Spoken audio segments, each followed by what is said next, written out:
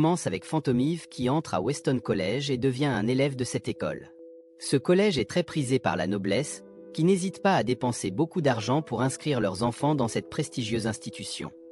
Le premier jour, Fantomive marche accidentellement sur l'herbe, provoquant la panique chez les étudiants présents, et un membre du P4 apparaît soudainement. Milan, en voyant cela, est terrifié car il pense que Fantomive sera puni par le gang P4. Contre toute attente, quand Edgar attrape la cravate de Fantomive, c'est simplement pour la lui ajuster, et il conseille à Fantomive de faire attention. En entendant cela, Fantomive est perplexe, tandis que Milan est grandement soulagé. Milan s'approche ensuite de Fantomive et exprime son soulagement, car habituellement, dans ce genre de situation, les membres du P4 punissent les étudiants pour avoir endommagé l'herbe dans la cour du dortoir. Milan présente aussi le P4 à Fantomive, expliquant qu'ils sont les responsables des dortoirs de Weston College. Parmi eux se trouve Edgar, qui a de longs cheveux jaunes et est le responsable du dortoir Scarlet Fox, où résident les étudiants les plus brillants. Ensuite, il y a Bluer, le responsable du dortoir Sapphire Hall, qui abrite les meilleurs académiciens. Puis, Herman, à la tête du dortoir Green Lion, où se trouvent les étudiants excellents en arts martiaux et en sport. Enfin, il y a Violet, responsable du dortoir Violet Wolf, où résident les étudiants intelligents et artistiques. En entendant l'explication de Milan, Fantomive trouve étrange que ces personnes s'inquiètent autant simplement parce que l'herbe a été piétinée. Finalement, il décide d'aller en classe, où Fantomive est accueilli dans le dortoir Sapphire Hall. À ce moment-là, le corps de Fantomive est soulevé et lancé en l'air, mais cela s'arrête lorsque Sébastien entre dans la pièce. En voyant l'arrivée de Sébastien, Clayton est choqué et explique ce qui s'est passé. Cependant, selon Sébastien, ce comportement absurde ne devrait pas se produire car il est dangereux. Ensuite, Fantomive va rencontrer le directeur, mais il ne trouve que Johan, qui représente le directeur, occupé par d'autres affaires. Johan demande alors à Fantomive de signer un accord stipulant qu'il respectera toutes les règles et règlements de Weston College. Après avoir rempli les papiers, Fantomive demande au P4 où se trouve le directeur. Bluer répond que seuls eux ont le droit de décider quand et où Fantomive pourra rencontrer le directeur, donc Fantomive n'est pas en droit de savoir. Peu de temps après, Milan et Fantomive sont vus en train de manger ensemble. Milan explique alors qu'ils doivent travailler tout en étant au dortoir, ce qui surprend Fantomive. De plus, Milan dit qu'ils doivent servir les anciens, y compris laver, préparer des boissons, ranger les lits, etc. Malheureusement, lorsque Milan est sur le point d'expliquer davantage, il est appelé par son aîné pour accomplir une tâche. Peu de temps après, Clayton demande à Fantomive de nettoyer la salle à manger à fond. Après le départ de Clayton, Fantomive appelle Sébastien à l'aide en utilisant ses yeux. Un peu plus tard, Sébastien arrive et accomplit la tâche qui lui a été assignée. Pendant ce temps, Fantomive essaie de se rendre au dortoir violet, mais il est immédiatement expulsé par ses résidents. Lorsque Fantomive retourne à la salle à manger, tout le monde est en effervescence, y compris Clayton qui est présent. À ce moment-là, Clayton remercie Fantomive pour avoir nettoyé la salle à manger si soigneusement et proprement, mais Fantomive répond simplement avec gentillesse. Cette nuit-là, Fantomive reçoit une lettre indiquant qu'une personne a mystérieusement disparu du dortoir. Au même moment, Sébastien vient servir des boissons, et Fantomive lui demande de garder son identité secrète pour éviter d'être découvert. Le lendemain, Sébastien rencontre Milan et Fantomive dans le couloir de l'école. À ce moment-là, ils se saluent, mais le travail de Sébastien en tant que superviseur de l'école est très chargé. Chaque matin, Sébastien doit enseigner aux étudiants, et le soir, il doit donner des cours particuliers aux élèves en difficulté. De plus, Fantomive demande souvent son aide. Cependant, cela n'empêche pas Sébastien de négliger ses devoirs car Fantomive est son maître. En fait, Fantomive est confronté à une affaire très difficile à résoudre en raison de nombreux obstacles. Un peu plus tard, en classe, Milan demande à Fantomive comment il parvient à accomplir toutes les tâches assignées par Clayton. Sachant que les tâches données à Fantomive sont très complexes et difficiles, Milan propose de prendre en charge le travail, mais Fantomive répond que ce n'est pas difficile à faire. Ailleurs, les membres du P4 sont vus en train de profiter de leur journée ensemble. Maurice est également vu les servant avec grande joie, son attitude et sa performance lui valant beaucoup de louanges de la part des membres du P4.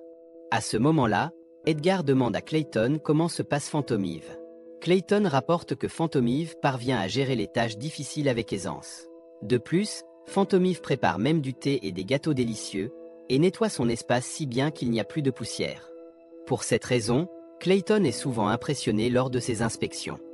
Au début, il considère Fantomive comme un escroc, mais il gère les tâches ménagères de manière exceptionnelle. À ce moment-là, Violet trouve Fantomive très unique après avoir entendu cela, se souvenant notamment de son intrusion dans son dortoir l'autre jour.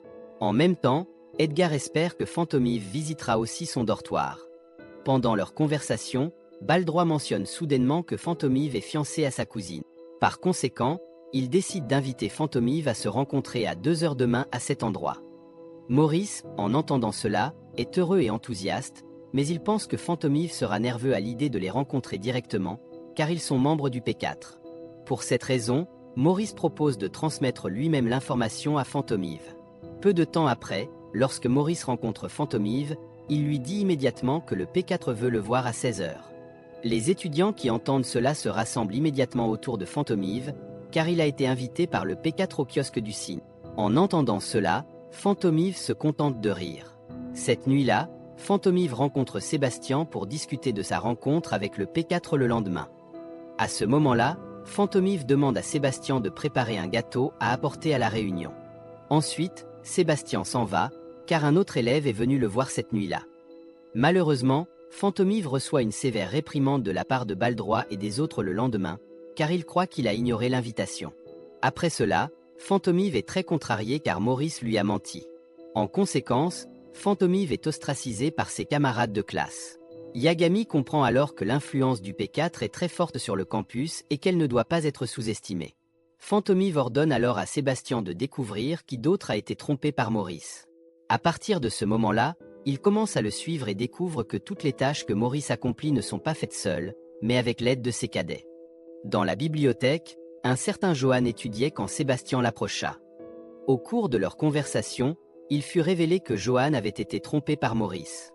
À l'époque, les P4 l'avaient invité au kiosque, mais Johan ne s'y était pas rendu, ce qui avait provoqué un tumulte dans toute l'école et avait énervé les P4. Il pensait que Maurice avait remis l'invitation à Johan, alors qu'en réalité, il ne l'avait jamais reçue. Malheureusement, lorsqu'il tenta de prouver cela, l'invitation fut retrouvée sur son bureau, rendant toute défense impossible. À cause de cela, Johan pleura à chaudes larmes, et Sébastien tenta de le réconforter.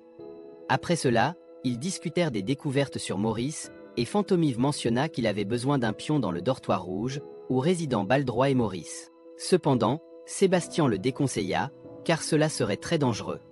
À ce moment-là, Fantomive peinait à trouver un pion adéquat, car l'entrée dans cet endroit nécessitait une grande richesse. Jusqu'à ce qu'un nom lui vienne soudainement à l'esprit, bien que Fantomive soit réticent à l'impliquer. Le lendemain, Soma arriva à l'école de Fantomive. En le voyant, Fantomive tenta de s'éloigner. Contre toute attente, Soma continua à l'appeler, ce qui agaça Fantomive car la lettre leur avait demandé de faire semblant de ne pas se connaître, mais Fantomive fut soulevé par un éléphant.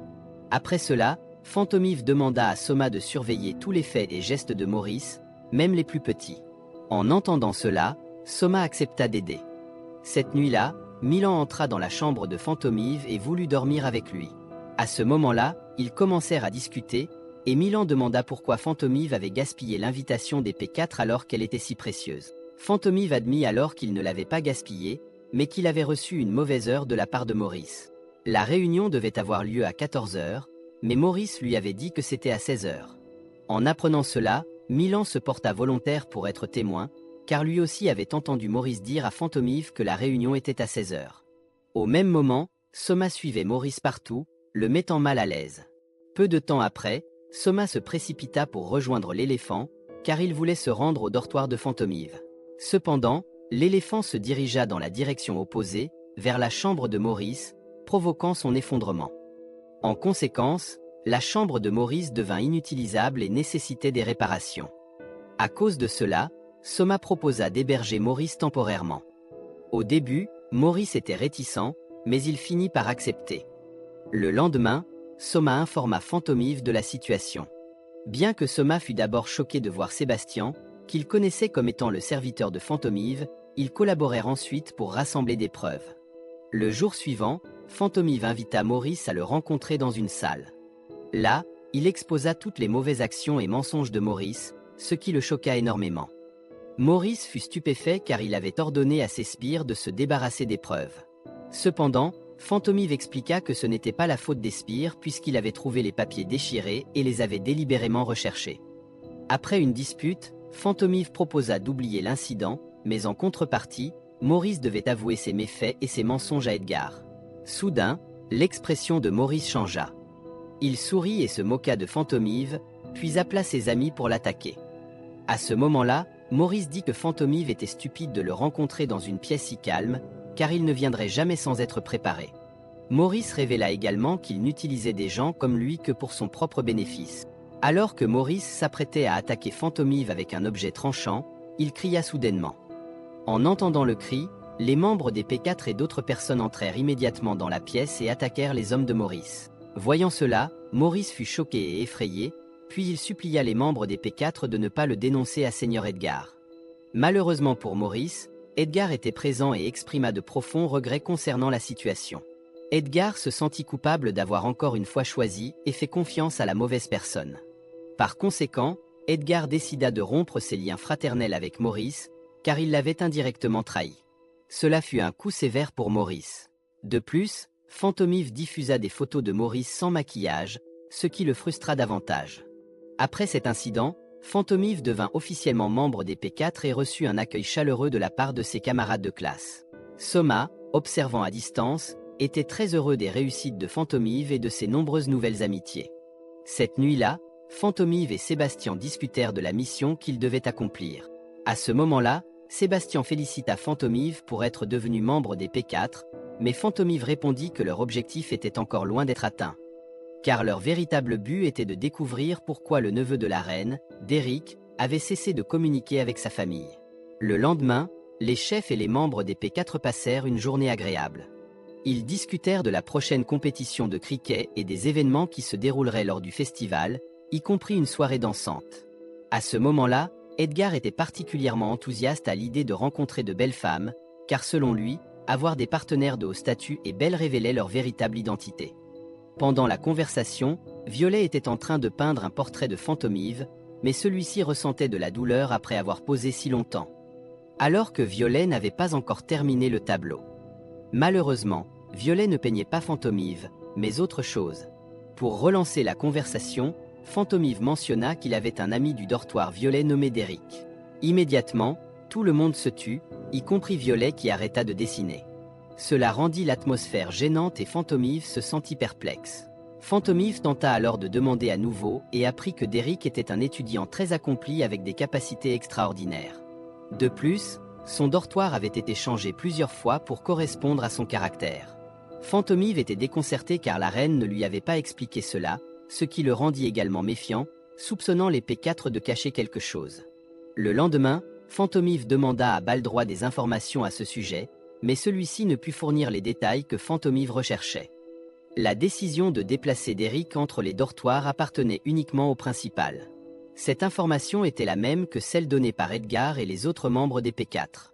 Après cela, Fantomive décida de partir, mais Baldroit l'arrêta et lui demanda si Fantomive était un membre du Watchdog. Malheureusement, Fantomive ne répondit pas et dit que cela ne regardait pas Baldroit. Peu de temps après, en classe, Fantomive tenta de trouver des informations sur Derrick, mais il revint bredouille. Fantomive essaya ensuite de rassembler des informations auprès de plusieurs personnes, mais toujours sans succès. Cette nuit-là, Fantomive rencontra Sébastien, mais il le cacha immédiatement, car Sébastien réalisa que Fantomive était suivi par quelqu'un. En entendant cela, Fantomive considéra cette action imprudente car elle éveillait les soupçons chez beaucoup de gens. À ce moment-là, Sébastien informe également Fantomive que tous les enseignants de l'école ont donné la même information. Toutes les décisions concernant Derrick ont été prises entièrement par le directeur. C'est pourquoi Fantomive décide de partir la nuit. Cependant, Sébastien tente de lui rappeler que s'il est surpris en train de partir, il sera certainement puni. Ensuite, ils se rendent au dortoir Violet et y mettent le feu. Apparemment, Fantomive fait cela pour que le dortoir brûle et que les résidents évacuent, ce qui lui permettra d'enquêter plus facilement. Malheureusement, Sébastien se rend compte que la décision de son maître est très risquée. S'ils sont découverts, Fantomive sera disqualifié ou expulsé de Weston College. Cependant, cela n'inquiète pas Fantomive, ce qui fait que Sébastien admire indirectement le plan audacieux de son maître. Peu de temps après, beaucoup de gens du dortoir sortent en courant pour se sauver, tandis que Sébastien et Fantomive surveillent la situation de loin. Fantomive demande alors à Sébastien de vérifier si Derrick est là, car ils auront accompli leur mission s'ils s'y trouvent. Malheureusement, ce que Sébastien voit est très différent de ce qu'il attendait. Derrick n'est pas dans le dortoir Violet Wolf, ce qui suggère qu'il n'y est jamais venu. Finalement, tout le monde se mobilise pour éteindre l'incendie. Peu de temps après, Sébastien arrive avec l'éléphant de Soma transportant de l'eau. Ils travaillent donc rapidement pour éteindre le feu, mais Violet semble entraver leurs efforts. Le lendemain, Milan mentionne que la personne sélectionnée lors du festival de cricket rencontrera le directeur. Cela enthousiasme Fantomive, qui demande comment gagner. Milan explique alors que gagner la compétition est facile, il suffit de marquer le plus de points. Cependant, la chance de dîner et de rencontrer le directeur est très aléatoire, car les conditions changent chaque année. Cela laisse Fantomive encore plus perplexe. Peu de temps après, Clayton informe Fantomive qu'il sera l'un des membres participants au prochain festival de cricket. Fantomive est très heureux d'entendre cela et se rend compte que c'est grâce à Sébastien, qui a parlé en sa faveur. Après un certain temps, la cérémonie d'ouverture du festival de cricket commence, où tout le monde attend avec impatience les étudiants qui participeront au match de cricket. À ce moment-là, ils sont accueillis chaleureusement, et l'événement commence officiellement. Johan conclut ensuite la cérémonie de bienvenue du festival et s'éloigne. Malheureusement, Johan tombe à nouveau, comme d'habitude, et perd beaucoup de sang. Pendant ce temps, les gens sont très enthousiastes à propos de la cérémonie du festival. L'équipe du dortoir vert mange pour refaire le plein d'énergie, contrairement à Edgar, qui est entouré de nombreuses femmes. De l'autre côté, l'équipe violet Wolf mange d'une manière très effrayante. Pendant que l'équipe du dortoir bleu discute de sa stratégie pour la compétition, la sœur aînée de Bluer ne peut s'empêcher de le taquiner. Contre toute attente, la sœur de Bluer propose sa cadette en mariage à Fantomive. Cependant, Elisabeth arrive soudainement et se déclare être sa fiancée, et elle est très en colère. Cela rend l'atmosphère assez bruyante et chaotique jusqu'à ce que la mère d'Elisabeth remarque la présence de Sébastien, le serviteur de Fantomive. Après cela, ils conviennent de rester calmes et de discuter entre eux. À ce moment-là, le père d'Elisabeth révèle que le dortoir bleu a déjà remporté un match de cricket, ce qui pousse Fantomive à écouter attentivement toute l'histoire. Le père d'Elisabeth raconte ensuite comment il y avait autrefois une personne très détendue face au festival, nommée Vincent Fantomive. À l'époque, Vincent défie Diedrich de le vaincre, le dortoir gagnant du match de cricket ayant le pouvoir sur le dortoir perdant. En entendant cela, Diedrich accepte avec confiance, mais malheureusement, pendant le match, Diedrich est vaincu par Vincent du dortoir bleu. C'était la première fois que le dortoir bleu remportait le festival de cricket. Peu de temps après, Diedrich rencontre Vincent pour tenir sa promesse. À ce moment-là, Vincent demande à Diedrich de devenir son serviteur. Au début, Diedrich n'est pas d'accord, mais Vincent lui rappelle qu'une promesse est une promesse, alors Diedrich devient à contre-cœur son serviteur. De retour au présent, Diedrich encourage Fantomive à rester confiant, car il est le descendant du meilleur joueur de cricket de son époque. Fantomive est surpris car il ne savait pas que son père était un joueur et le premier à mener le dortoir bleu à la victoire lors du festival de cricket de l'école. Quelque temps plus tard, les participants passent au premier tour. Fantomive a du mal à affronter l'équipe d'Edgar. Avec l'intelligence et l'agilité d'Edgar, son équipe finit par remporter la partie. Au même moment, quelqu'un semble parier sur le festival. Après le match, l'équipe du dortoir bleu élabore une stratégie pour le prochain coup. Les étudiants du dortoir bleu sont un peu agacés par Sébastien car ils l'ont cherché partout, mais il est introuvable. En entendant cela, Sébastien explique qu'il avait une affaire urgente. Peu de temps après, le match entre l'équipe du dortoir bleu et l'équipe du dortoir rouge reprend. Cette fois, l'équipe bleue gagne, grâce à la collaboration de Sébastien et Fantomive qui ont échangé la nourriture de l'équipe rouge avec des laxatifs, leur causant des maux de ventre et entravant leur performance. Même Johan défèque accidentellement sur le terrain, provoquant une agitation dans toute l'école. Au même moment, l'oncle d'Edgar qui regarde depuis le terrain, se régale du spectacle. À cause de cela, l'équipe du dortoir bleu est étonnée car c'est leur première victoire. Ensuite, c'est au tour de l'équipe du dortoir violet Wolf d'affronter l'équipe du dortoir vert. Le match est féroce car les deux équipes sont également solides et habiles au cricket. Malheureusement, l'équipe violet Wolf perd, ce qui amène l'équipe du dortoir bleu en finale contre l'équipe du dortoir vert. Peu de temps après, le match commence, avec l'équipe du dortoir bleu employant une stratégie différente en se bandant les yeux et en frappant la balle, ce qui semble impossible. Cependant, Fantomive explique qu'ils utiliseront des signaux à travers des sons ou des vibrations. Cette stratégie fonctionne au début, mais Baldroit se rend compte que l'équipe bleue frappe en synchronisation avec le rythme de la musique. À cause de cela, il conclut que l'équipe bleue utilise des signaux musicaux pour synchroniser leurs coups avec précision. Par conséquent, Baldroit décide de lancer la balle de manière à bloquer ces signaux, rendant impossible pour l'équipe bleue d'entendre la musique. Refusant d'accepter la défaite, Sébastien essaie de changer de tactique. Cependant, Fantomive lui ordonne d'enquêter sur le directeur, qui est présent au match, et la tâche de guider la musique est confiée à Milan. Après cela, le jeu continue avec des rebondissements inattendus. Peu de temps après, Sébastien suit la piste du directeur pour découvrir son identité. Sur le terrain, le public profite du match de cricket pendant que l'équipe bleue lutte sans leur musique, car Sébastien est occupé avec le directeur. Malheureusement, Sébastien perd constamment la trace du directeur. Avec la musique interrompue, l'équipe verte gagne en confiance, croyant qu'elle peut battre l'équipe bleue. Mais ils ignorent que Fantomive a un autre plan en tête, invitant Lo à amener des femmes séduisantes pour distraire les joueurs de l'équipe verte. Cependant, Lo est rapidement expulsé, obligeant l'équipe bleue à trouver une nouvelle stratégie. Peu après, c'est au tour de Bluer de frapper. À ce moment-là, il concentre toute son énergie, se rappelant les conseils de Fantomive pour identifier les points faibles de l'adversaire et viser avec précision. Bluer reconnaît alors les faiblesses de l'équipe verte, mais sait qu'ils doivent renforcer leur détermination. Grâce à une stratégie brillante, il commence à marquer à nouveau. Finalement, le moment crucial arrive, et Bluer confie la responsabilité à Fantomive. Voyant cela, tout le monde est surpris qu'un moment aussi important soit confié à un nouvel élève, mais ils se préparent rapidement à exécuter leur formation. Ailleurs, Sébastien suit le directeur et sent que ce dernier a perçu sa présence, alors Sébastien décide de se révéler. Cependant, lorsqu'il tente d'enlever le chapeau du directeur, il ne parvient qu'à attraper le manteau, car le directeur disparaît soudainement. Cela semble très étrange à Sébastien car le directeur a disparu si brusquement. De retour au match de cricket, Fantomive se prépare à lancer la balle, et la balle est frappée avec succès par l'équipe du dortoir bleu. Cependant, Elric dit que ce coup pourrait le blesser, alors il demande à Fantomive de commencer correctement.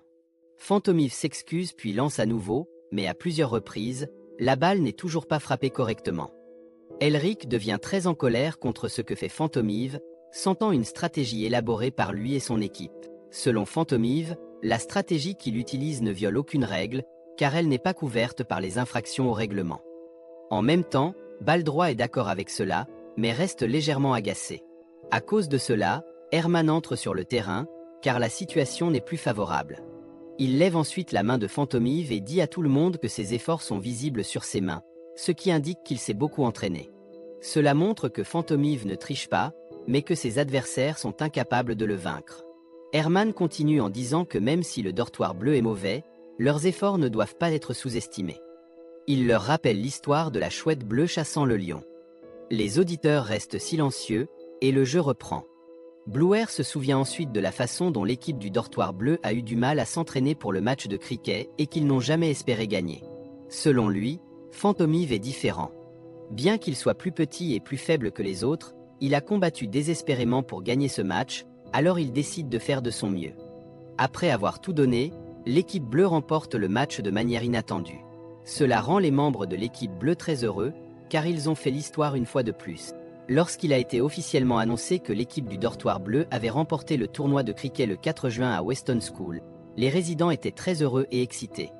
Cependant, Sébastien leur rappelle que Fantomive a besoin d'une attention médicale immédiate car il a été gravement blessé pendant le match. Peu de temps après, Fantomive se rend à l'infirmerie et est soigné par Sébastien, tout en montrant beaucoup de douleur en raison des blessures. Il s'avère que tout cela faisait partie de la stratégie de Fantomive, même si cela lui a fait mal à la fin. À ce moment-là, Fantomive demande à Sébastien où en est son enquête sur le directeur.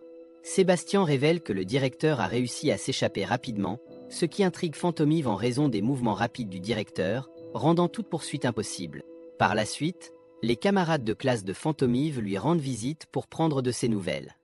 Ils expriment ensuite leur joie et leur gratitude à Fantomive pour avoir mené le dortoir bleu à sa première victoire. Ils sont tellement ravis qu'ils veulent l'inviter à profiter du festival des bateaux à l'école. Quelque temps plus tard, la parade des bateaux est sur le point de commencer, et Fantomive est vu portant l'uniforme officiel de la parade. Mais les vêtements disponibles à l'école sont trop grands pour lui. Fantomive est très contrarié de devoir porter un uniforme mal ajusté. Heureusement, Sébastien avait préparé ses vêtements à l'avance, anticipant que Fantomive gagnerait. Fantomive est enfin prêt et retrouve ses camarades. À ce moment-là, Bluer explique qu'ils vont monter à bord d'un bateau, naviguer le long de la Tamise, visiter le château de Windsor, et enlever leur chapeau pour saluer la reine. Ensuite, ils lanceront des fleurs de leur chapeau dans la rivière avant de revenir. Bluer leur rappelle aussi de ne pas commettre d'erreurs et leur demande de tenir bon jusqu'à la fin. Peu de temps après, des lanternes sont allumées, signalant le début officiel de la parade. L'équipe du dortoir bleu effectue alors le rituel généralement accompli par l'équipe gagnante du tournoi de cricket. Selon Bluer, ils ont fait de leur mieux et trouvé la bonne stratégie pour gagner.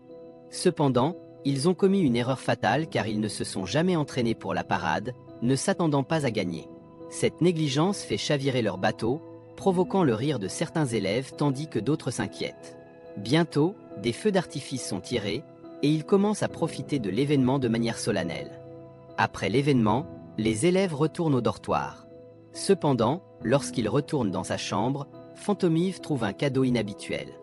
Milan, qui le voit, est à la fois surpris et impressionné, car le cadeau indique que Fantomive a été invité à une fête de thé de minuit. C'est un événement auquel Fantomive rêvait d'assister, car il lui offre la chance de rencontrer le directeur, en faisant une opportunité très précieuse. Par conséquent, Sébastien demande aux élèves de se reposer et de dormir. Alors que les élèves plongent dans un profond sommeil, Fantomive se prépare à assister à la fête de thé de minuit avec le directeur. Il se dirige ensuite vers l'endroit et rencontre le président et les membres du P4, qui le conduisent dans une pièce secrète où le directeur est déjà présent. Il commence à se préparer et s'apprête à porter un toast, mais Fantomive les interrompt, exprimant son désir d'entendre parler des élèves qui ont disparu de l'école, y compris d'Eric, qui n'est pas rentré chez lui depuis plus d'1 an. Les anciens élèves deviennent très en colère, mais Fantomive insiste sur le fait que cela est nécessaire selon le règlement de l'école, qui exige de partager ses préoccupations et d'aider ses camarades avec compassion. Fantomive suggère que le meilleur scénario est que les élèves disparus se sont enfuis, tandis que le pire scénario est qu'ils sont morts. À cause de cela, il exige une explication du directeur. Johan révèle alors que ce n'est pas nécessaire car tous les élèves disparus sont ici. Peu de temps après, Derrick sort de derrière la porte, choquant Fantomive et tout le monde. L'arrivée de Derrick laisse tout le monde stupéfait car il s'avère que les membres du P4 ont tué Derrick, car il présente un comportement étrange. Après avoir répété plusieurs fois combien le thé sent bon. Soudain, Derrick attaque Herman et le mord profondément, provoquant le chaos. Fantomive se rend compte que cette créature est similaire à celle sur le navire Campania. Par conséquent, Fantomive comprend que la situation est maintenant dangereuse et décide d'invoquer Sébastien avec son pouvoir oculaire. Sébastien apparaît rapidement et arrête l'attaque de Derrick sur Herman, puis soigne ses blessures. Johan se demande ce qui se passe réellement et remarque que la situation est devenue chaotique. Sébastien est perplexe face aux commentaires de Johan, et Fantomive révèle que Sébastien est en réalité son serviteur. À ce moment-là, Fantomive explique la raison de son inscription à l'école. Trouver Derrick et les autres et les persuader de rentrer chez eux à la demande de leur famille. Cependant, obtenir des informations a été difficile car les victimes étaient déjà mortes. Finalement, Fantomive pointe une arme sur le principal. Herman admet qu'il voulait protéger ce qui se passait à l'école. Il explique également que le symbole chevaleresque représentant l'école est une légende d'un dragon protégeant la Terre. Cependant, s'ils ne peuvent pas résoudre le problème à la racine, cela pourrait devenir un désastre. Bluer ajoute qu'ils ont suivi cet enseignement, ce qui les a conduits à décider de tuer Derrick. Le lendemain, Derrick rencontre Rian, le directeur de l'hôpital Karnstein. Edgar révèle qu'ils ont signé un contrat. Il devient clair que tout cela faisait partie du plan du principal. De plus, Undertaker, un fossoyeur et ancien collaborateur au service de la reine, était également impliqué. Apparemment, Undertaker a toujours été un adversaire redoutable pour Fantomive, bien qu'il soit un informateur fiable.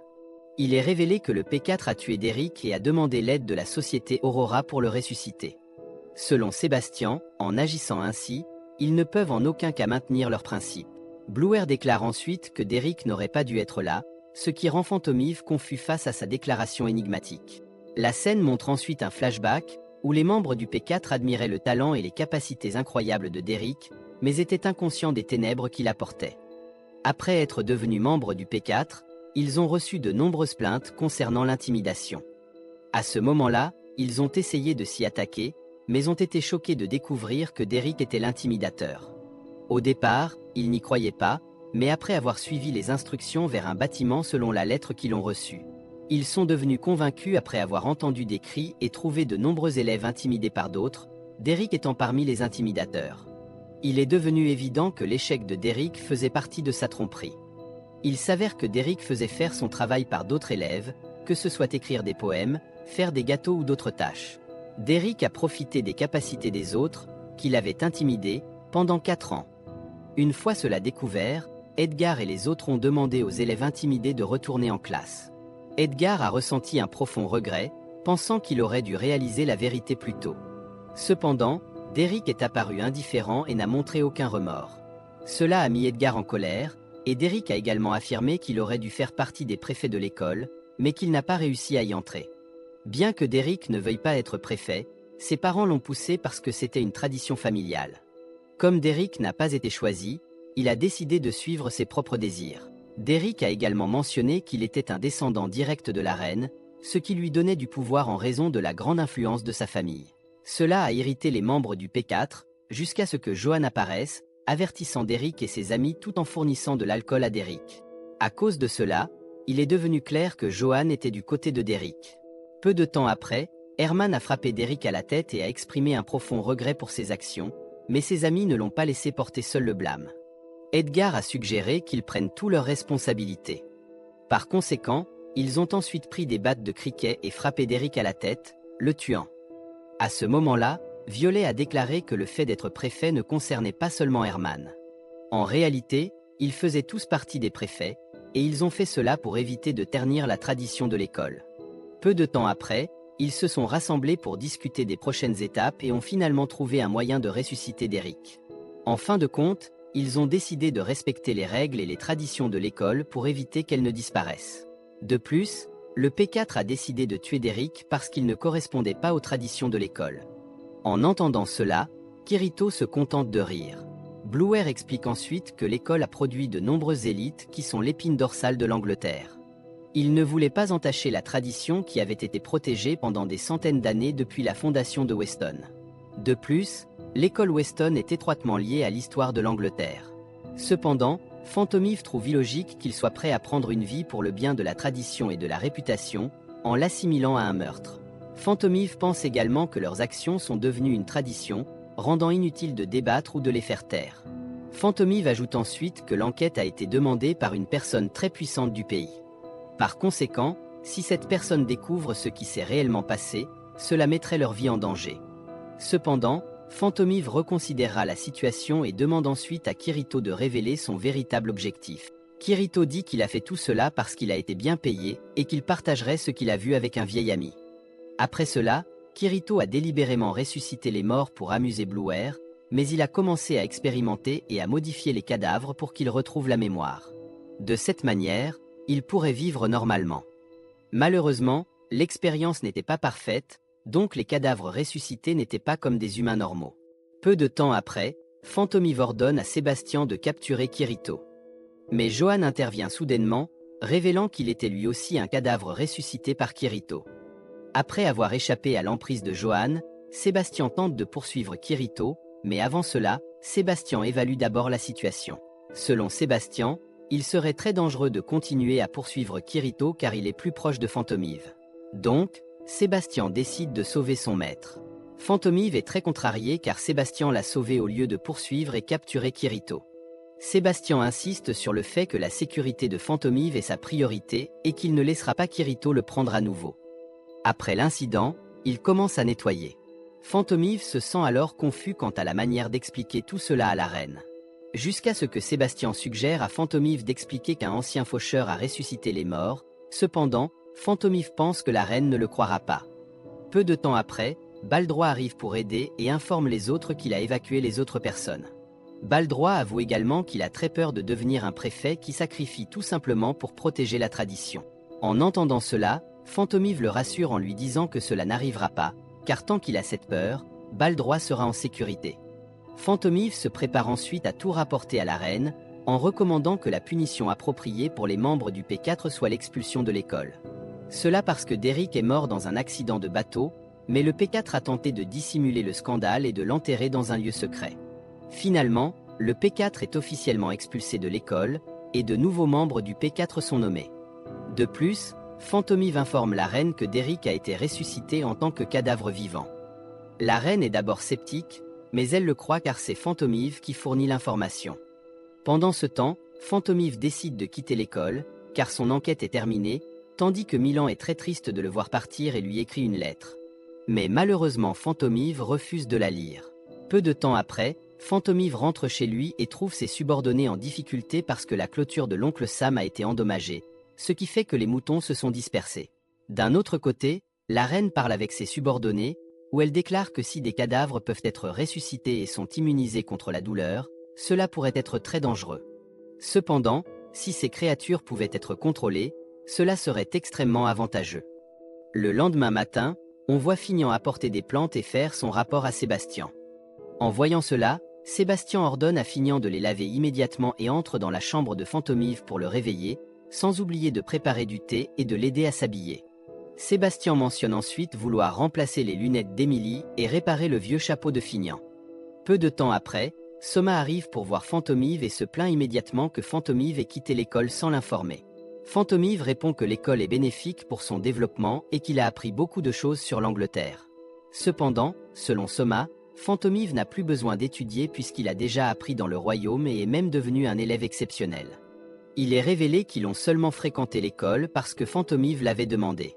Sans la demande de Fantomive, Soma ne se serait pas inscrit à l'école Weston. Soudain, la conversation est interrompue par l'arrivée d'Annie, le serviteur de Soma. À ce moment-là, Sébastien mentionne qu'il s'est écoulé beaucoup de temps depuis leur dernière rencontre, car il avait vu Annie à l'école. Sébastien explique en outre que lorsque Soma montait son éléphant la nuit, Annie veillait en réalité sur lui. Pendant le match, Annie était également présent pour offrir une tarte à Soma, mais il y avait déjà une tarte faite par Sébastien, alors Annie a décidé de ne pas la placer là. En entendant cela, Soma devient très en colère et gronde Annie. Pendant ce temps, Sébastien et Fantomive prennent congé, car Fantomive se prépare à partir. En voyant cela, Soma est très contrarié, car il était venu spécialement pour le rencontrer. En arrivant en ville, les travailleurs sont émerveillés par sa beauté. Ils commencent tous à explorer les boutiques nécessaires. Tout d'abord, Fantomive et ses employés visitent un magasin de lunettes, après quoi Emily est très heureuse, car elle peut voir clairement.